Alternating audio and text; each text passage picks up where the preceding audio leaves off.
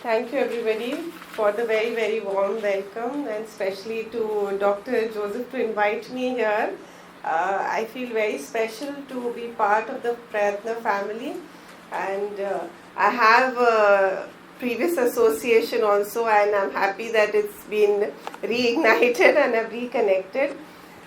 So I'm originally from Pune, but I was in Dubai for around 15 years before moving to Cochin. And when I moved here, so basically a little about my family. My husband and me, we handle the mechatronics business, and I have three amazing children, Zayan, Mariam and Ayesha, who is here.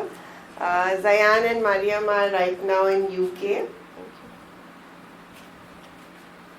And Ayesha is here in grade 10. I am very proud to say that from my three wonderful, amazing kids, two of them, my oldest Zayan and my youngest Ayesha, are superheroes in their own way. They have dyslexia, and I'm really always very proud to say that, and I never shy away from saying it because I consider it that they are superheroes and they are super talented. And we as moms especially, we need to help our children recognize that as early as possible so we can guide them on that path. Of course, as children grow up in our society, there is a lot of pressure with education, and often children especially, their ability is recognized mostly based on academics. Like parents will proudly say, oh, my child got X percentage, and if socially some parent is asked how your child did and they didn't do well, they feel very embarrassed about it, and parents put a lot of pressure on academics. Yes, academics is important, but I always tell my children and also parents who I meet that your marks don't define you. Your personality defines you, and how you treat others defines you, and find your talent and pursue it. And we as moms here, we need to support our children, and don't let labels pull you down. In fact, let them pull you up. I remember I used to jokingly tell my son when he used to tell me, Mom, boy, what is this dyslexia? Why do I have dyslexia? I used to say, well, I have dysdancia, I can't dance at all.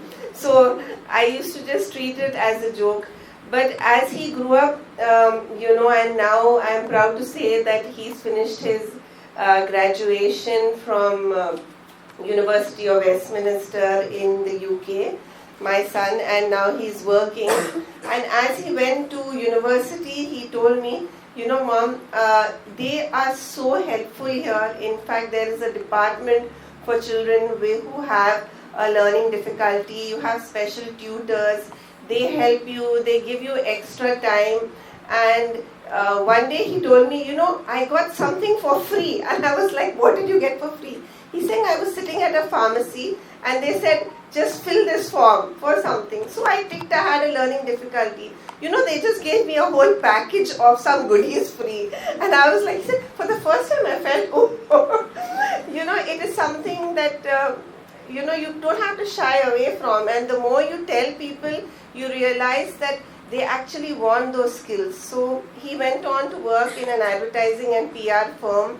And one of the main reasons he got selected for a very good internship was because he was honest about it that, he has dyslexia. So dyslexia is looked at as a person who has amazing creative potential. So in fields like this, they actually want you there because you are a lateral thinker and you think outside the box. So, I feel this is it, acceptance and using it as a skill rather than something that holds you back. And I'm proud to say with Ayesha also, earlier I discovered she was struggling with her academics. So my husband and me, we encouraged her in her creative side. And now at age 15, she's an amazing home baker. And I say, that's what defines you right now. And I often tell her, school is secondary, you focus on this. So you just have to get through school. That's what I say. I'm not looking at huge 5 stars. Just have a good childhood. I think that's important. And yeah, I hope I can continue to inspire other parents. Encourage them. And if there is anything anybody would like to ask me further, please do. In fact, I had an interaction once in my daughter Ayesha's school where from the learning intervention department, they told me to speak to a parent because, like you said, parents are not willing to accept, and they feel just putting them in a tuition class will sort out a problem, or they feel that the child is just lazy and is not studying. But especially when it comes to dyslexia, because I have more experience with that, so I can speak. So it's not that at all, and parents need to understand that every child is different and each one will grow at their own pace. Eventually, by the time you're 14, 15, 16, everybody is going to be reading and writing, and now with technology you don't even have to struggle so much. So I think parents need to be told to be, along with acceptance, to have patience and be realistic about it. So this is what I would advise you all to, tell the parents. And definitely if there are other parents with children who've gone through the intervention successfully here, connecting them, will help to give the newer parents who are facing these challenges more confidence. I think patience is really key to the whole thing also. Because sometimes, yes, I do admit I'm not perfect. I do get frustrated also at times. But then I have to remind myself. And also, as my older son keeps reminding me also, like, Mom, look at the bigger picture. Like, this is just 10 years of their life that they need to go through in a structured way. Then once they're in the world, it is their calling. Like, this is the age for the creative people. Or yes. Yes. So you told me that Ayesha is now a filmmaker, right? So you were able to give her the opportunity to explore her creative avenues. So how do I get parents to give those opportunities to their child? Because they're so fixated on putting them in that standard box that is the norm. But I want to tell parents that let them explore and find what their creative strengths or find where their strengths lies apart from academics. So do you have any tips on that? So really, I think it just comes on to them parents understanding again that only being in a structured academics doesn't define their child. So it's really helping them change the mindset, and as doctor was also saying, sometimes the parents might be accepting of it, but they live in joint families or extended families, who might be putting different sort of societal pressures on them. But I think in today's day and age, there are so many resources that can be shared. Maybe if a parent can't be connected to a parent, a video can be shared to them to inspire them. Or even the child, I think, might be scared to even explore their other talents. So, giving them that opportunity. And sometimes it's not necessary. Like, I was lucky with Ayesha, I was able to see a physical talent that was there and help her pursue that. But sometimes, it could just be in their thought process, the way they think, the way they analyze. So sometimes it might be a visible immediately kind of a talent like singing or dancing. But I think as parents, they have that sixth sense and they should trust that, They will know that what makes their child tick, what makes their kid happy, and try to be able to give them some time on that. Sometimes maybe your child is not a super swimmer, like he's not going to become a national level swimmer. But if that gives the child happiness, just let them do it as a hobby. Maybe it might become further on a talent. But I think that's key. Like, you should encourage parents to let their child be a child and explore things also. Yeah. So, sometimes there is not a very nice way also to say things. Sometimes you have to just say things factually. And at this moment, I actually remember what Nirmala ma'am 10 years back had told me when I got my son here.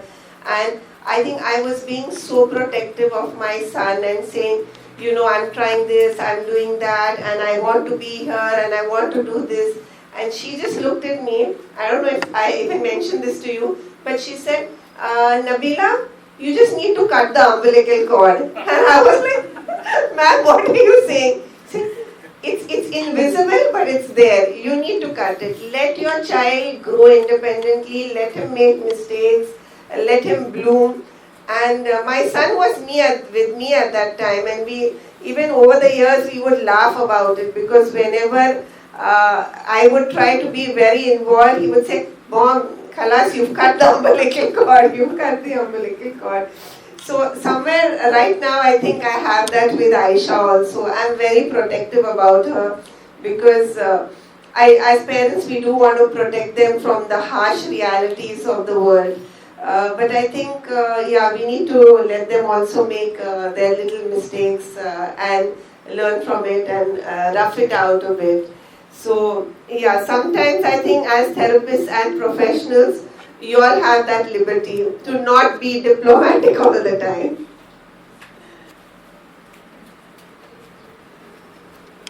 So one more thing, what I want to ask is, some of the parents, India is a developing country. Yeah. UK, US, it's a developed country already. So there you get a lot of privileges, lot of exceptions and all. But in India, many parents they are economically backward, and sometimes they feel that the child has to complete the education and they have to get a job. Then only they can survive. So in that situation, like how do you manage? And what kind of advice you can give to the parent? Definitely, there is the pressure on every family that eventually the children will grow up and they need to become financially independent and get a job and things like that. So I think trying to, especially as far as, people like you are involved in policy making and, on the government side and the education side, I feel some like vocational subjects and all, if they are started parallelly, in schools, definitely that will help. Like when we compare to abroad, for example, they have in middle school itself things like carpentry workshop, for example, or pottery and things like that. While here that is not considered. I think it's mostly you just have one PE class, a sports class, and that's the maximum, as you would say, in the grassroots level families and the lower socioeconomic schools that are there. So I think definitely if that comes in, it helps them learn a skill that they could, even adopt moving forward. And I think again, with the advent of technology and AI, as we were talking, there is in fact using it in the right way. Like there is so much that can be learned through YouTube,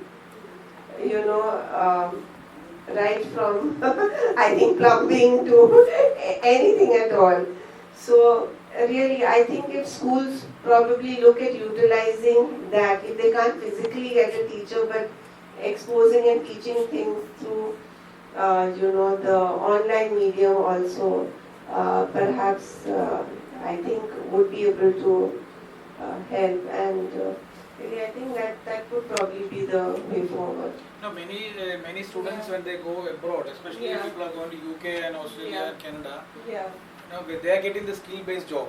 Yes. So after the +2, when they apply for a job, course in UK or somewhere, they are getting the part-time job opportunity. They are getting that opportunity to explore their skills. Yes. That opportunity is coming up now in India. Yeah. I think it will take some time. It's all policies are done. The problem is the attitude of the school authorities and the parents makes the. When I got my son here to Prayatna, I think he was in 6th or 7th standard, So we did a good, I think we did something over the summer and few months. I think it must have been about 4 to 6 months.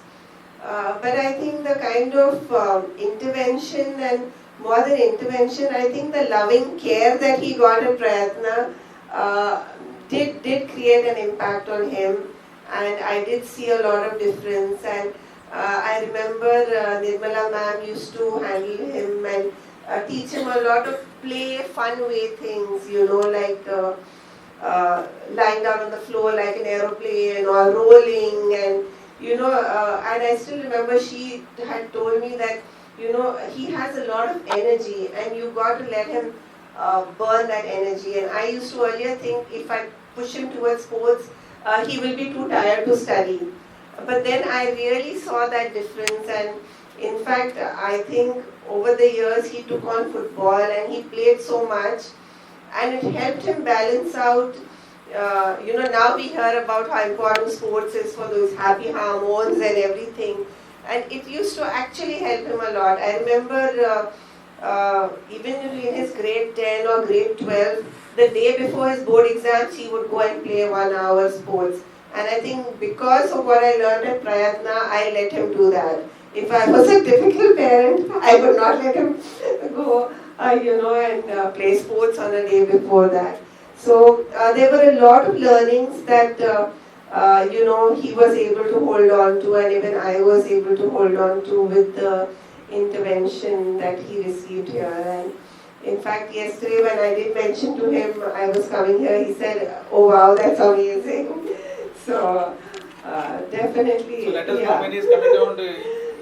I think that will be great. Like the next time he's here, I will definitely, have him come here and speak to you all with somebody who, found out about his learning difficulty, and I think overcame it with so much of pride and, I think he can talk about his real life experience about it. So, yeah, thank you.